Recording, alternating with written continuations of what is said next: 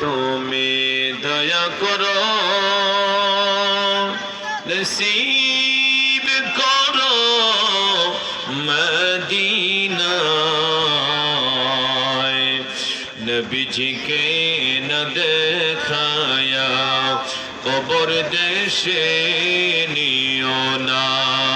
আল্লাহুম্মা সাল্লি আলা সাইয়্যিদিনা মাওলানা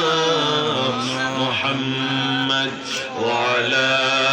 আলি সাইয়্যিদিনা মাওলানা লা ইলাহা ইল্লাল্লাহ লা